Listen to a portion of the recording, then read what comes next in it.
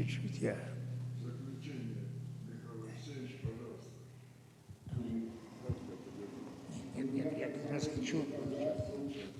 Я хочу сейчас как раз, уважаемые коллеги, товарищи, хочу начать свое выступление. Сейчас, Виктор Николаевич, я как раз свое выступление с одного маленького фрагмента. Здесь много говорилось об Анатолии Иннокентьевиче Шатове.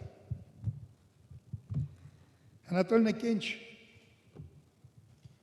он был техническим помощником владыки Петерима и начал работу тогда, когда Борис Николаевич на Кавказе изучал колокола Самгина вместе с Игорем Васильевичем Коноваловым. Это старший звонарь патриарха, звонарь Кремле. Вот. А Анатолий Иннокентьевич, начав работать с Борисом Николаевичем в лаборатории акустики, все время продолжал работать с нами. И я от имени литейщиков взял на себя право, да, и примкнувших к ним модельщиков, потому что литейщики без модельщиков не могут ничего сделать, потому что они могут отлить, но создать ту отливку, которую создал когда-то конструктор, передав чертежи технологам в литейку, литейщики разработали уже модель, отдали модельный цех, технологию изготовления литья.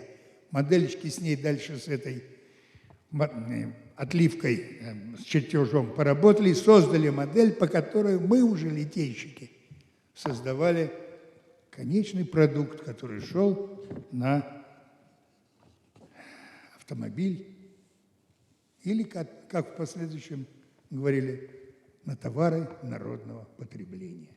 К товарам народного потребления сегодня можно отнести рядышком стоящий прекрасный памятник Эдуарду Стрельцову, изготовленный... Как-то... Ну, что делать? Ну, это ничего. Но это делали и Ленина памятник, но самое главное, что мы сделали памятник Даниилу Московскому напротив Монетного двора. Мы сделали уникальный памятник в деревне Ленина. Это Снегири, где наши воины, сибиряки, остановили фашистов и не пустили их дальше на Москву. И там 3 прекрасных скульптуры, которые мы изготовили и установили там. Но как можно было таким коллективом литейщиков отлить, установить внутри каждой скульптуры каркас стальной, сварить 3 фигуры на единый плинт, который он имел 3 части, там на месте установки, и это все дело успеть тогда, когда всего мы отсюда провезли, и на утро уже памятник стоял на месте так, как он должен был стоять. Но всему этому духовному состоянию литейщиков, я хотел сказать, начало положил Анатолий Иннокентьевич Шатов. И я взял на себя право преподнести, с вашего позволения, дорогие товарищи, с позволения всех заводчан, зиловцев, потому что книга так и называется «Колокола сии сооружали мастера Зила и иные трудники». Трудники – это те, кто не получал заработной платы на Зиле за колокола. И не получал. Да за колокола мы ведь начали работать по колоколам в 95-м году. Тогда, когда на заводе хозяином был микродин, как говорил Юрий Михайлович Лужков, микроскопическая организация. Но, тем не менее, задержки по заработной плате в то время составляли 9 месяцев. Вот у меня здесь сидят сейчас девчонки, Валя Малынова, а у нее муж Виктор работал там же у нас слесарем. И как, у них дети. А как можно было жить, на что жить, если ни муж, ни жена не приносят заработную плату в дом? Это трагедия. Поэтому вот здесь духовная составляющая наших литейщиков исходила в основе своей от Анатолия Иннокентьевича Шатова. И я, с вашего позволения, я взял на себя право преподнести Анатолию Иннокентьевичу Шатову книгу, главному наставнику и учителю, одному из основоположников изготовления колоколов на Зиле, Анатолию Иннокентьевичу Шатову. Спасибо от всех литейщиков Зила, труждающихся во славу Русской Православной Церкви и государства российского. Анатолий Иннокентьевич, позвольте, я вам вручу эту книгу, потому что более ценного я вам ничего предложить не смогу. Спасибо вам. Для меня очень ценно, что мы вместе работали. Вот это... А это свидетельство нашей совместной работы. Спасибо вам большое. Спасибо, Анатолий Иннокентьевич. Да, я сейчас просто хочу сказать одно, что Мне тяжело говорить о производстве, потому что все это дело, как вам сказать, все это дело идет от истоков. Мне, как начальнику, с одной стороны, было легко, с другой стороны, сложно. Легко, потому что я всех ребят, с кем работал, я их знал с самого начала. Потому что я пришел туда работать в первую литейку столеваром, а закончил работу начальником цеха. Поэтому они все меня знали, как говорят по-русски, как облупленного. И для меня это было с ними несложно, они меня понимали с полслова. И все буквально работали не за страх, а за совесть. Я ведь говорил о том, что заработную плату не платили на самом деле, а потом... Но это был тот период, когда... что скрывать? Это период был, когда в основном колокола заказывали кто? Редко-редко кто. Настоятель приезжал. Например, как приехала игуменя Сергия, настоятельница Серафима Дивеевского монастыря. И Михаил говорит: Михаил Алексеевич, надо отлить нам колокола. И называют колокола развесом и по тональности. Я посчитал и говорю: матушка, вы знаете, сколько это стоит? Тогда были деньги еще не деноминированные. Я посчитал и сказал: это будет стоить 850 миллионов. Где же вы возьмете такие деньги? Она ответила просто: Михаил Алексеевич, у людей денег нет, а у Господа Бога много. Он подскажет, где взять. И через 2 недели она приехала с послушницей, девчонка 15-16 лет, и полный пакет денег. А я, извините, встал в ступор и думаю: а что же мне с ними делать? Я, как начальник цеха, я их принять не могу. А она приняла эти деньги, потому что ей,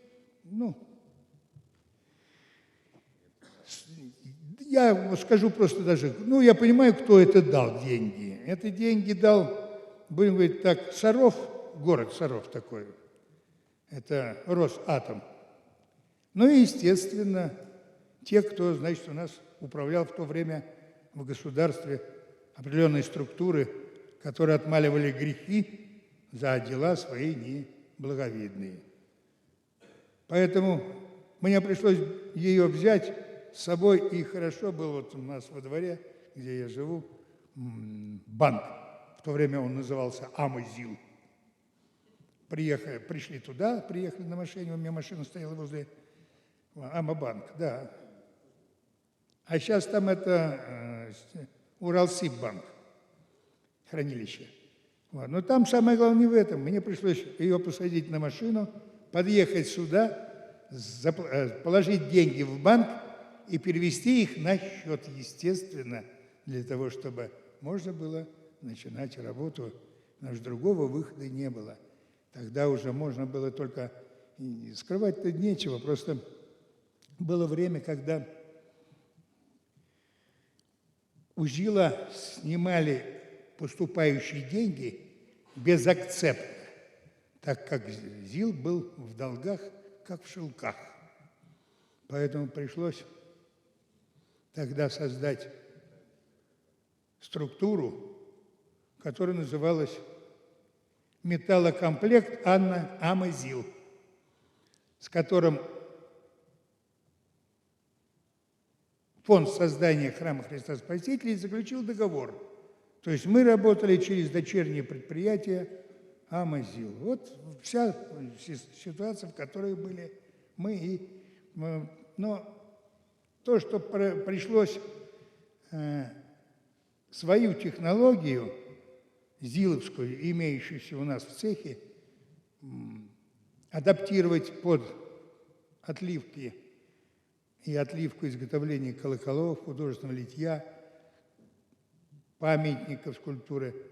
И вы, наверное, кто-то уже был в Царицыно, знаете, сколько там, какое литье, тоже изготовленное, все, опять коллективом литейщиков, первой литейки. Я не хочу сказать, что другие литейщики, не то, что это не вторая, Алексей Иванович.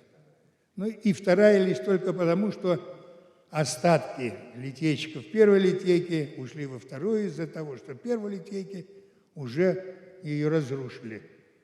Вот. Поэтому ЗИЛ, я хочу сказать, не то, что первая литейка. ЗИЛ самое главное. ЗИЛ и модельщики создавали то, что требовалось как раз именно для создания вот этого уникального парка Царицыно. Там очень-очень много литья на самом деле нашего. Был заказ, но мы его не смогли выполнить. Это изготовить чугунную кувуклю для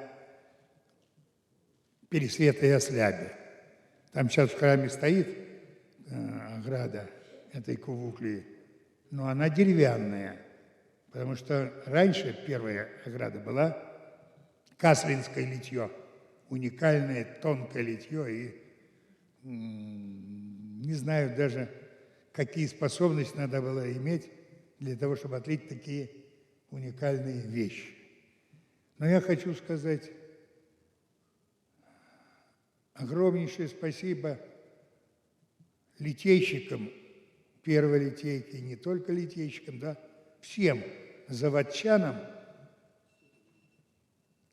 которые каким-то образом соприкасались с изготовлением колоколов и всей продукции. Я просто коснусь, почему, когда начали поднимать форму гигрусом 32-тонного колокола, троса диаметром 24 миллиметра лопнули, а у меня больше нет. Что делать? Побежали, в кузницу побежали. Там дали тоже 24, не годится. Хорошо, по всем цехам побежали ребята, нашли троса в ремонтно-механическом цехе. Там был тогда такой пожилой мужчина, который заплетал эти коуши на этих тросах. И когда ему сказали, для чего надо, он, не считаясь ни с чем, что он делал уже заказ, он взял и отдал эти троса нам, что нам позволило, прежде всего, снять наружную форму а она тяжелая, с колокола и в последующем снять уже сам колокол с внутреннего стержня. То есть здесь люди помогали зиловцам, литейщикам, не считаясь ни с чем. Только единственное, что у всех, видимо, в душе было только одно – выполнить вот этот уникальный заказ, который волею судьбы, волею провидения Господня достался зиловским литейщикам. И беда, Борис Николаевич здесь правильно сказал, что наш уникальный опыт изготовления уникальных колоколов и по звучанию, и по способу изготовления он остался невостребованным и никому не нужным, потому что мы после песчаной формы ушли на дистенсилимонит, и уже на второй колокол, который у нас лопнул, мы его потом перелили, и мы на очистку колокола потратили всего 3 дня. Не месяц, как на этот колокол первый, а всего 3 дня. И он у нас получился чистенький, красивый. Ну, прекрасно, нашли прекрасный материал, который надо сегодня в дальнейшем даже вот для всех этих работ использовать. И чем был славен ЗИЛ? Тем, что, я говорю как-то сумбурно, но мне тяжело, понимаете, как-то сконцентрироваться. Но я хочу сказать, чем славен был ЗИЛ? Тем, что вот его работа, она была не свойственна для коллектива. И мы просто, как вам сказать, что рождали все это дело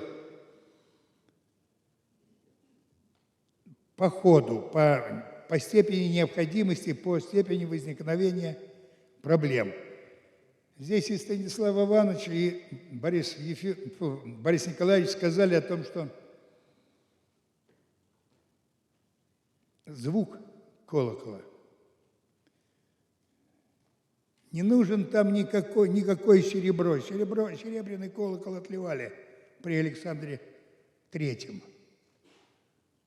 который погиб колокол сам вместе, когда была в Воронежской губернии катастрофа на железной дороге. Ну, колокол исчез. Не нашли его нигде, а он был серебряный. Любой металл, особенно триада железная, это железо, хром-никель, цинк, свинец, алюминий. Это враги колокольной бронзы. Чем чище материал, тем благозвучнее звук. И все остальные материалы, даже вот почему было сказано, что в XVII-XVI веке чистота материалов была другой. Все это имело примеси. Вот. А примеси, они все отрицательно влияли как раз на звук. А мы же использовали катодную медь чистую и чистое олово со степенью чистоты 99 и 99. Поэтому я не хочу ничего сказать, просто единственное, что Борис Николаевич знает, 75-тонный колокол все-таки имеет 0,3% никеля, что, естественно, может влиять только на снижение звуковых характеристик.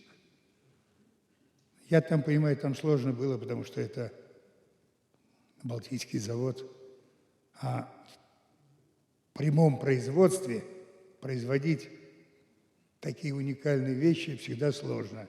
Мы шли на то, что перефутировывали печи, делали по новой из чистых материалов, чтобы нельзя было ожидать поступления примесей из футировки. Вот это была способность ЗИЛа, и ЗИЛ шел на эти затраты, специально сознавая о том, что это не приведет к снижению себестоимости, но это привело все к тому, что зиловские колокола имели благозвучие свое, которое на тот период, да, наверное, и на сегодняшний день является уникальным. Я хочу сказать только еще раз, ребята, всем вам, всем зиловцам большое человеческое спасибо за то, что вы все принимали участие посильное в том, что называется сегодня нашей уникальной продукцией. Заводов уже нет, но память о нем останется на долгие-долгие годы, пока не придут новые богоборцы и не уничтожат те колокола, которые отлиты на ЗИЛе. Потому что на колоколах главного храма России написано в литье: слит сей колокол, и один большой, и второй, и третий, слит сей колокол на заводе Лихачева, а сооружали его мастера. И написаны фамилии 26 человек рабочих, литейщиков, которые труждались над созданием этого колокола. Мы писали письмо патриарху, и патриарх написал, мы просили написать фамилию всех рабочих, а патриарх написал: благословляется. И этим мы выполнили. Значит, ЗИЛа нет. Но ЗИЛа, дело его живет, звучит и будет, я думаю, долго звучать. Нас не будет, но колокол будет вещать о тех, кто его создал. Спасибо вам, ребята.